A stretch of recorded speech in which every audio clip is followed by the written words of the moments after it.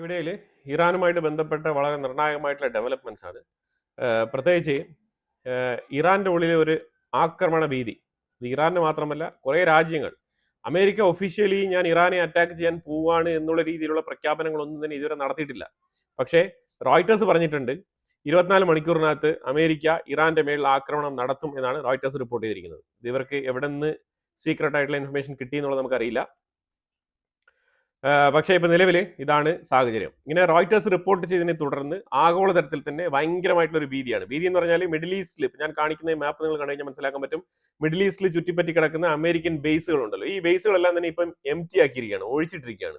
അതേപോലെ ഖത്തറിലെ അൽ ഉദൈദ് എന്ന് പറഞ്ഞ ആ ഒരു എയർബേസിൽ നിന്നും സെൻകോം പ്രവർത്തിക്കുന്ന എയർബേസ് ആണ്. ആ ബേസിൽ നിന്ന് കംപ്ലീറ്റ് സാമഗ്രികളും സെറ്റപ്പുകളും എല്ലാം തന്നെ സൗദി എയർബേസിലേക്ക് മാറ്റിയിരിക്കുകയാണ്. ഇത് കഴിഞ്ഞാൽ ഇപ്പൊ ഇറാൻ അഥവാ സൗദി എയർബേസ് അല്ലെങ്കിൽ ഖത്താർ എയർബേസിനെയൊക്കെ ടാർഗറ്റ് ചെയ്യുന്നുവെങ്കിൽ അവർ റിറ്റാലിയേറ്റ് ചെയ്യുമെന്നും കൂടി പറഞ്ഞിട്ടുണ്ട്. അതായത് ഇറാനെ ആക്രമിക്കുമ്പോൾ മിഡിൽ ഈസ്റ്റിൽ കിടക്കുന്ന ഒരു ബേസുകളും അമേരിക്ക യൂസ് ചെയ്യാൻ തീരുമാനിച്ചിട്ടില്ല. അപ്പൊ ആ പശ്ചാത്തലത്തിൽ വെറുതെ ഇരിക്കുന്ന ഞങ്ങളുടെ മേളിൽ ആക്രമണം നടത്തി കഴിഞ്ഞാൽ ഞങ്ങൾ തിരിച്ചടിക്കുമെന്നാണ് അറബ് രാജ്യങ്ങളെല്ലാം കൂടി ചേർന്നിട്ട് തീരുമാനിച്ചിരിക്കുന്നത്. പക്ഷേ ഇപ്പം നിലവിൽ തുർക്കിയാണെന്നുണ്ടെങ്കിൽ തുർക്കിയിലെ ഫോറിൻ മിനിസ്റ്റർ ഹക്കാൻ ഫിദാൻ പുള്ളിയാണെങ്കിൽ സൗദിയെ വിളിക്കുന്നു, ഖത്തറിനെ വിളിക്കുന്നു, അമേരിക്കയെ വിളിക്കുന്നു, ഇറാനെ വിളിക്കുന്നു, ഇസ്രായേലിനെ വിളിക്കുന്നു. അങ്ങനെ പല രാജ്യങ്ങളെയും വിളിച്ചിട്ട് എങ്ങനെയെങ്കിലും ഒരു കോംപ്രമൈസ് നേടി ഈ ഒരു ഇറാൻ അമേരിക്ക ക്ലാഷ് ഒന്ന് തടയാൻ വേണ്ടിയിട്ടുള്ള എല്ലാ മാർഗങ്ങളും തേടുകയാണ്. പക്ഷെ ഇതിനകത്തൊരു കാര്യം മനസ്സിലാക്കേണ്ടത് പറഞ്ഞാൽ ഇത്തവണത്തെ കെണി, ഇസ്രായേൽ ഒരുക്കിയ കെണി ശരിക്കും ഒരു മാസ്റ്റർ മൈൻഡ് കെണിയായിട്ടാണ് മനസ്സിലാക്കാൻ പറ്റുന്നത്. അതിന് പ്രധാനപ്പെട്ട കാരണം ഇത്തവണ ഇസ്രായേലിനെ പോലും ഡയറക്റ്റ് ആയിട്ട് ക്ലെയിം ചെയ്യാൻ പറ്റില്ല ഇറാന്. അതാണ് അവസ്ഥ. അതിന് ഇറാൻ പറഞ്ഞിരിക്കുന്നത് ഇസ്രായേൽ ഒളിച്ചു കളിക്കുകയാണ്, നേർക്ക് നേർ നിന്ന് അറ്റാക്ക് ചെയ്യാൻ ധൈര്യമില്ലാത്ത ഇസ്രായേൽ എന്നുള്ള രീതിയിലൊക്കെ ഇറാൻ ഇസ്രായേലിനെതിരെ വിമർശനം ഉന്നയിച്ചിട്ടുണ്ട്. അതിനെ ഒരു കാരണമായിട്ട് പറയുന്നത് അമേരിക്കയെ കളത്തിൽ ഇറക്കി വിട്ടു എന്നുള്ളതാണ്. ഒരു കാര്യം മനസ്സിലാക്കണം, ഇറാൻ 24 മണിക്കൂറും പറഞ്ഞുകൊണ്ടിരിക്കുന്ന സ്ലോഗൻസ് എന്ന് പറഞ്ഞാൽ death to America, death to ഇസ്രായേലിന് തന്നെയാണ്. അപ്പൊ ഈ രണ്ട് രാജ്യങ്ങളെയും തന്നെയാണ് അവര് കൃത്യമായിട്ട് ടാർഗറ്റ് ചെയ്ത് ഉന്നം വെച്ചിരിക്കുന്നത്. അപ്പൊ ആ സാഹചര്യത്തിൽ ഇറാന്റെ ഉള്ളിൽ ആണവായുധ പരീക്ഷണം നടത്താനുള്ള സാധ്യതയുണ്ട് എന്നുള്ള ഒരു അറിയിപ്പും കൂടി വരുന്നുണ്ട്. ഇതിനകത്ത് തുടരെ റിക്ടർ സ്കെയിലിൽ ഞാനിവിടെ വെക്കുന്ന ആ ഒരു ചാർട്ട് കണ്ടു കഴിഞ്ഞാൽ മനസ്സിലാക്കാൻ പറ്റും. ഇന്നലെയും കഴിഞ്ഞ ഒരാഴ്ചകളായിട്ട് തുടരെ ഈ എർത്ത്ക്വേക്ക് 4.5 റിക്ടർ സ്കെയിലിൽ രേഖപ്പെടുത്തിയതായിട്ടുള്ള വാർത്തകൾ വരുന്നുണ്ട്.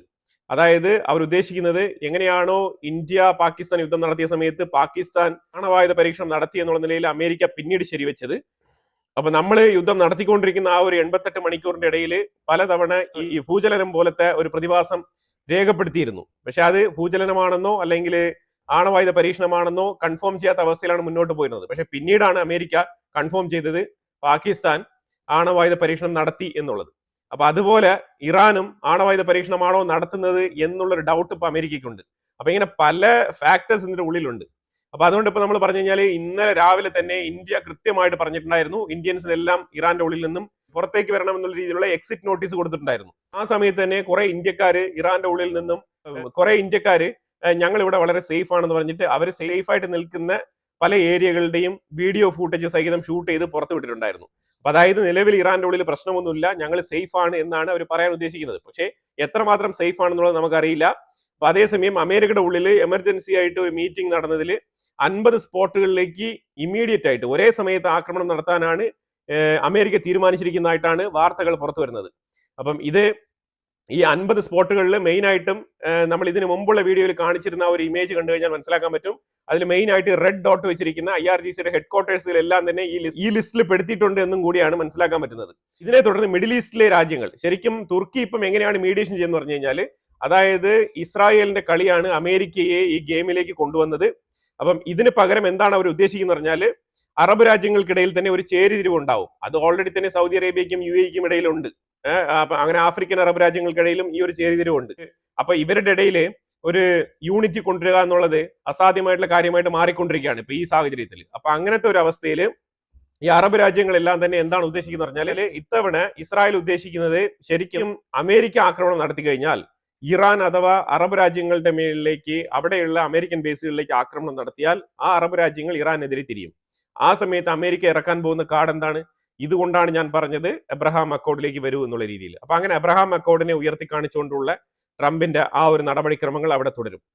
അതുപോലെ തന്നെ അടുത്തൊരു ഇൻസിഡന്റ് നടന്നിട്ടുണ്ട്. ആ ഇൻസിഡന്റ് എന്ന് പറഞ്ഞാൽ ഇസ്രായേലിൽ നിന്നും ബോയിങ് 737 ആ ഫ്ലൈറ്റ് ഇസ്രായേലിന്റെ ഹയർ ഒഫീഷ്യൽസുമായിട്ട് ഗ്രീസിൽ എത്തിയിട്ടുണ്ട് എന്നുള്ള വാർത്തയും കൂടി വരുന്നുണ്ട്. കാരണം ഇതേ ഇൻസിഡന്റ് ഇതിന് മുമ്പ് ഇറാനും ഇസ്രായേലും തമ്മിൽ ഒരു 12 ഡേയ്സ് വാർ ഉണ്ടായ സമയത്ത് ഇസ്രായേൽ ഈ ഒരു ആക്ട് തുടർന്നിട്ടുണ്ട്. അതായത് ഇസ്രായേലിന്റെ ഉള്ളിലുള്ള ഇമ്പോർട്ടന്റ് ആയിട്ടുള്ള തലപ്പത്തുള്ള ആൾക്കാർ, സയന്റിസ്റ്റുകൾ, ഇവരെയൊക്കെ തന്നെ അവിടെ നിന്ന് റീലൊക്കേറ്റ് ചെയ്ത് മാറ്റി പാർപ്പിച്ചിട്ടുണ്ടായിരുന്നു എന്നുള്ള സീക്രട്ട് ഇന്റലിജൻസ് ഇൻഫർമേഷൻ ഉണ്ടായിരുന്നു. അപ്പൊ അതുപോലത്തെ ഒരു പാറ്റേൺ ഇപ്പൊ റിപ്പീറ്റ് ചെയ്യപ്പെടുന്നു എന്നുള്ള രീതിയിലും പറഞ്ഞു വെക്കുന്നുണ്ട്. അതിനെ തുടർന്ന് നമ്മൾ നോക്കിക്കഴിഞ്ഞാൽ പല വാർത്തകളും, അതായത് ഈ അമേരിക്കൻ ബേസുകൾ, അമേരിക്കൻ എയർ ബേസുകൾ, മിഡിൽ ഈസ്റ്റിൽ കിടക്കുന്ന അമേരിക്കൻ എയർ ബേസുകളെല്ലാം തന്നെ എംടി ചെയ്ത് വെക്കുന്നു എന്നുള്ള ഒരു വാർത്ത അൽ ജസീറ കൺഫേം ചെയ്തിട്ടുണ്ട്. അതായത് എന്തുകൊണ്ട് ഇവർ എംടി ചെയ്യുന്നു? സാധാരണ അൽ ഉദൈദ് ബേസിലൊക്കെ ഒരുപാട് ഫൈറ്റർ ജെറ്റുകളൊക്കെ അമേരിക്കയുടേത് കാണാൻ കഴിയുന്നതാണ്. അത് ജസ്റ്റ് സാറ്റലൈറ്റ് ഇമേജിലൂടെ തന്നെ അത് വിസിബിൾ ആണ്. പക്ഷേ ഇപ്പൊ അത് കാണാനില്ല. അങ്ങനത്തെ പല വാർത്തകളും ഈ ചുറ്റിപ്പറ്റി കിടക്കുന്ന മാധ്യമങ്ങളാണ് ഇതിനെക്കുറിച്ചുള്ള വാർത്തകളൊക്കെ ഇറക്കി ഒരു ഭീതി ഇങ്ങനെ സൃഷ്ടിക്കുന്നത്. അപ്പൊ അമേരിക്ക ഇങ്ങനെ ഭീതി നിറഞ്ഞ സാഹചര്യത്തിൽ ആക്രമണം നടത്തുമോ എന്നുള്ളത് നമുക്കറിയില്ല. കാരണം ഇറാൻ ഓൾറെഡി എക്സ്പെക്ട് ചെയ്തിരിക്കുകയാണ് അമേരിക്ക അറ്റാക്ക് ചെയ്യും എന്നുള്ള രീതിയിൽ. അപ്പൊ ആ സാഹചര്യത്തിൽ അമേരിക്ക അറ്റാക്ക് ചെയ്യുമെന്ന് എനിക്ക് തോന്നുന്നില്ല. പക്ഷേ വാർത്തകൾ വരുന്നത് ഇങ്ങനെയാണ്. ഈ ട്രംപ് 50 സ്ഥലങ്ങൾ ടാർഗറ്റ് ചെയ്യുന്നു എന്നുള്ള ഒരു വാർത്ത പ്രസിദ്ധീകരിച്ചത് ഡെയിലി മെയിൽ എന്ന് പറഞ്ഞ ആ പത്രത്തിലാണ് കേട്ടോ. ഡെയിലി മെയിൽ എന്ന് പറഞ്ഞ പത്രമാണ് ആ വാർത്ത റിപ്പോർട്ട് ചെയ്തിരിക്കുന്നത്. ഞാനിവിടെ എല്ലാം തന്നെ വാർത്താ മാധ്യമങ്ങളുടെ പേരെടുത്ത് പറയുന്നത് ഏതൊക്കെ മാധ്യമങ്ങൾ എങ്ങനെയൊക്കെ നരേറ്റീവ് സൃഷ്ടിക്കുന്നുണ്ട്. ഇപ്പൊ എൻഡ് ഓഫ് ദ ഡേ ഒരു ആക്രമണം നടക്കുന്നെങ്കിൽ ആരുടെ റിപ്പോർട്ടാണ് പ്രോപ്പറായിട്ട് വന്നിട്ടുള്ളത് എന്നുള്ളതും കൂടി നമുക്ക് മനസ്സിലാക്കാൻ പറ്റും. അതിന് വേണ്ടിയിട്ടാണ് ഞാൻ റോയിട്ടേഴ്സിന്റെ റിപ്പോർട്ട് ആദ്യമേ തന്നെ പറഞ്ഞു വെച്ചത്. അതുപോലെ തന്നെ ഇന്ത്യയുടെ നിലപാടാണെന്നുണ്ടെങ്കിൽ ഇറാനും അമേരിക്കയും അല്ലെങ്കിൽ ഇറാൻ ഇസ്രായേൽ എന്നുള്ള വിഷയത്തിലേക്ക് വരുമ്പോഴത്തേക്കും ഇന്ത്യ ഒരു മിഡിൽ പൊസിഷനാണ് എടുക്കുന്നത്. അതായത് അനുകൂലിച്ചോ അല്ലെങ്കിൽ അതിന് വിയോജിപ്പ് രേഖപ്പെടുത്തുകയോ ചെയ്യാത്തൊരു നിലപാടാണ് ഇന്ത്യ എടുക്കുന്നത്. അതിന് കാരണം വേറെ ഒന്നുമല്ല, ഇന്ത്യ ഇറാൻ ബ്രിക്സിലെ മെമ്പറുമാണ്. അതുപോലെ തന്നെ ഇസ്രായേലുമായിട്ട് ഇന്ത്യ നല്ല രീതിയിലുള്ള ഡിഫൻസ് പാർട്ട്ണർഷിപ്പ് ഉള്ള രാജ്യം കൂടിയാണ്. അപ്പൊ അതുകൊണ്ട് നമുക്ക് അങ്ങനെ ഒരു പൊസിഷൻ എടുക്കാൻ പറ്റില്ല ഈ വിഷയത്തിൽ. ഈ സാഹചര്യത്തിലാണ് ജമ്മു ആൻഡ് കശ്മീരിന്റെ ഉള്ളിൽ ഇറാന്റെ IRGC ഭരണകൂടത്തിനെ അനുകൂലിച്ചുകൊണ്ട് സോളിഡാരിറ്റി പ്രഖ്യാപിച്ചുകൊണ്ടുള്ള വലിയൊരു റാലി ഇന്നലെ സംഘടിപ്പിക്കപ്പെട്ടു എന്നുള്ളതാണ്.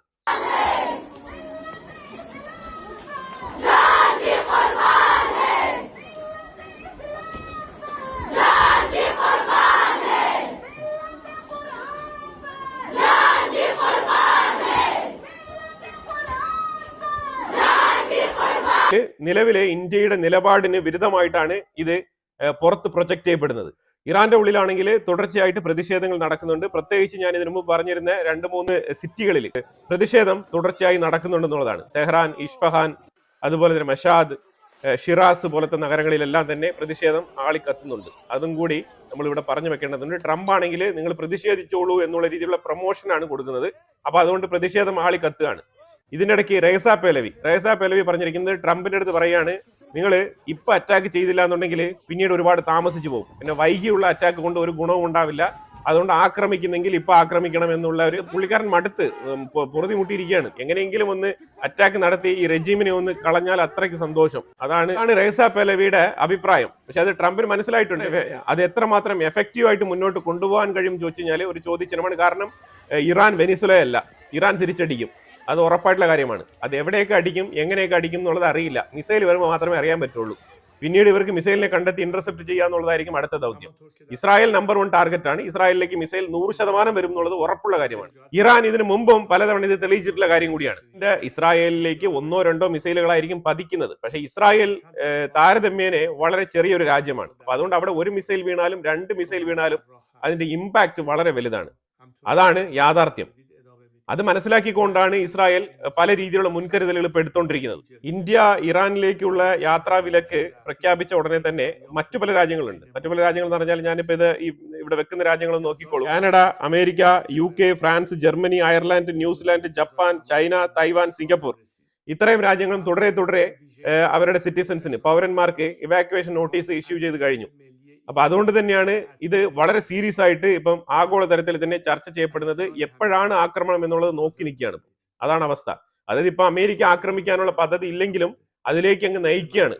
ചുറ്റാകെയുള്ള മാധ്യമങ്ങളെല്ലാം നറേറ്റ് ചെയ്യും, എങ്ങനെയെങ്കിലും ഇറാനെ അറ്റാക്ക് ചെയ്തേ മതിയാവൂ എന്നുള്ള അവസ്ഥയിൽ ഇപ്പൊ എത്തിപ്പെട്ടിരിക്കുകയാണ് അമേരിക്ക. ഞാൻ ഈ ഫോട്ടോയിൽ കാണിച്ചിരിക്കുന്ന വ്യക്തിയാണ് ഇർഫാൻ സുൽത്താനി. ഈ ഇർഫാൻ സുൽത്താനി എന്ന് പറഞ്ഞ ഈ ഒരു യുവാവിന്റെ പ്രായം 26 വയസ്സാണ്. ഈ 26 വയസ്സുള്ള ഈ യുവാവിനെ പിടിച്ച് പബ്ലിക്കായിട്ട് തൂക്കി കൊന്നിരിക്കുകയാണ് ഇറാന്റെ IRGC ഭരണകൂടം. ഇങ്ങനത്തെ പ്രവൃത്തികളാണ് ഏറ്റവും കൂടുതൽ ഇറാനിയൻ ജനങ്ങളുടെ ഇടയിൽ IRGC ഭരണകൂടത്തിന് ഒരു നെഗറ്റീവ് ഇമ്പാക്ട് ഉണ്ടാവാനുള്ള പ്രധാനപ്പെട്ട കാരണം ഇവർ വിചാരിക്കുന്നത് ഇതൊക്കെ ചെയ്തു കഴിഞ്ഞാൽ പൊതുജനങ്ങൾ പേടിക്കും എന്നൊക്കെ പറഞ്ഞിട്ട്. പക്ഷേ ഇതിന്റെ മറ്റൊരു വശം, അങ്ങനെയാണ് ജനങ്ങൾ ചിന്തിക്കുന്നത്. എന്തുകൊണ്ടാണ് ഈ രീതിയിലുള്ള ക്രൂരതകൾ കാണിക്കുന്നത് എന്നാണ് പൊതുജനങ്ങൾ ചിന്തിക്കുന്നത്. ഇവരെ ജയിലിലടച്ചാൽ പോരെ, അതായത് ഇവരുടെ കുറ്റം തെളിയിക്കണം. അതായത് ഇതൊക്കെ 4 ദിവസം കൊണ്ട്, ജസ്റ്റ് 4 ദിവസം കൊണ്ട് പിടിക്കുക, പിന്നെ 4 ദിവസം കൊണ്ട് എന്ത് വിചാരണ നടത്താനാണ്? ഒരു രീതിയിലുള്ള ഫെയർ ട്രയലും ഇല്ലാണ്ട് ജസ്റ്റ് അങ്ങ് പിടിച്ചങ്ങ് തൂക്കിക്കൊല്ലുകയാണ്, അതും പബ്ലിക്കായിട്ട്. ഇത് എന്ത് മെസ്സേജാണ് കൊടുക്കുന്നത്? ഈ മൃഗീയമായ പരിപാടികൾ ഇത് തുടരുന്നതാണ് IRGCയുടെ തന്നെ പരാജയം.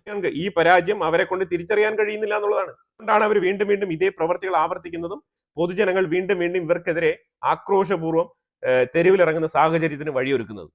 അടുത്ത വിഷയം എന്ന് പറഞ്ഞാൽ ഗ്രീൻലാൻഡുമായിട്ട് ബന്ധപ്പെട്ട വിഷയമാണ്. ഗ്രീൻലാൻഡിന്റെ prime minister we chosen Denmark എന്നുള്ള സ്റ്റേറ്റ്മെന്റ് ആണ് പറഞ്ഞു വെച്ചത്. അപ്പൊ അതുകൊണ്ട് തന്നെ ഇതിൽ ട്രംപ് ഈ ഒരു സ്റ്റേറ്റ്മെന്റ് കേട്ടിട്ട് ഭയങ്കരമായിട്ടുള്ള ദേഷ്യത്തിലാണ്. അപ്പൊ അതിനെ തുടർന്ന് ഈ പ്രൈം മിനിസ്റ്റർക്കെതിരെ ശക്തമായ ഭാഷയിൽ ട്രംപ് വിമർശനം ഉന്നയിച്ചിട്ടുണ്ട്. പറഞ്ഞിരിക്കുന്നത് വേറെ ഒന്നുമല്ല, അമേരിക്കയെ മറികടന്നുകൊണ്ട് ഡെൻമാർക്കിനോടൊപ്പം പോയി ചേരാൻ പറ്റുമെന്ന് നിങ്ങൾക്ക് തോന്നുന്നുണ്ടോ എന്നുള്ള രീതിയിലൊക്കെ ചോദിച്ചിട്ടുണ്ട്. ഭീഷണി തന്നെയാണ്. അപ്പം എന്തായാലും ഒരു ഡിക്റ്റേറ്റർഷിപ്പ് മാതൃകയിൽ തന്നെയാണ് ഭീഷണി മുഴക്കിയിരിക്കുന്നത്.